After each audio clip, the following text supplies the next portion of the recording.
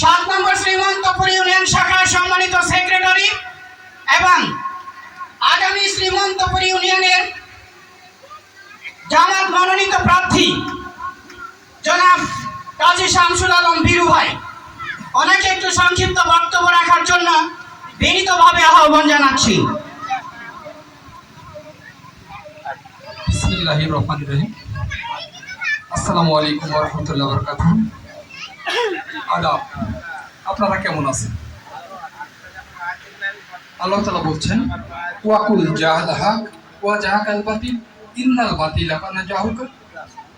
আল্লাহ বলছেন, যখন ধর্ম প্রতিষ্ঠিত হয়ে যাবে তখন অধর্ম পৃথিবী থেকে বিদায় হয়ে যাবে। আর আমি অধর্মকে সৃষ্টি করেছি ধ্বংস করার জন্যই। আমাদের সামনের যে প্রতিমা, তার পায়ের নিচে অসুর, কি বলেন, মানে শুভ শক্তি কুশক্তিকে বিনাশ করবে, এটি যুগে যুগে হয়েছে। আমরা মনে করি বাংলাদেশের মানুষ স্বাধীন স্বাধীন বলে চিল্লায়। আজকে আমাদের মন্দির পাহারা দিতে হয়, কি বলেন? যদি মন্দির পাহারা দিতে হয় তাহলে আমরা কেমন স্বাধীন? যদি মসজিদ পাহারা দিতে হয় তাহলে আমরা স্বাধীন? যদি তাফসীর যদি বন্ধ হয়ে যায় তাহলে আমরা কেমন স্বাধীন? তাফসীরের ময়দানে যদি মলবের মুখ থেকে যদি মাইক কেড়ে নেওয়া হয় তাহলে আমরা কেমন স্বাধীন? অর্থাৎ আমরা স্বাধীন হতে পারিনি। স্বাধীন আমরা সেই দিনই হব যেদিন আমাদের মন্দিরগুলো আর পাহারা দিতে হবে না, যেদিন আমরা মন্দিরে তার দরজা খুলে রেখে বাড়িতে যে নিশ্চিন্তে ঘুমাতে পারবো, আমাদের মূর্তিগুলোর কেউ হাত ধরার মতো সাহস পাবে না। সেই দিন আমরা মুক্তি হব, যেই দিন আমরা স্বাধীন হব, যেদিন আমাদের মসজিদের দরজা খুলে আমরা বাড়িতে যে বসে থেকে বলতে পারবো আমার মাইক চুরি হবে না, আমাদের মসজিদের ব্যাটারি চুরি হবে না, কি বলেন আপনারা? তার আগে কি আমরা স্বাধীন? যেখানে আমার ধর্ম স্বাধীন নয় সেখানে মানুষ স্বাধীন নয়। প্রথমে আমার ধর্মকে স্বাধীনতা দিতে হবে। যদি ধর্ম স্বাধীন যদি হয় তাহলে আমি স্বাধীন। এখানে যদি বিভিন্ন রকম মানুষের সমস্যা হয় তাহলে তার ব্যক্তিগত সমস্যা।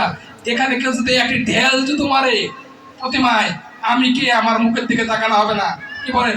তাকানো হবে, আমাকে গুড়িয়ে দেওয়া হবে।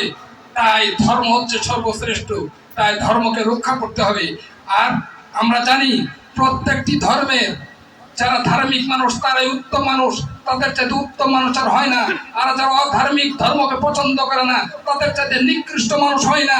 এটা আপনার সামনে দেখুন, প্রতিমার পায়ের নিচে অসুর, অর্থাৎ যারা ধর্মকে ঘৃণা করে, ধর্ম মতো চলতে চায় না, তাদের দশা ওইরকম হওয়া উচিত। কি বলছেন আপনারা?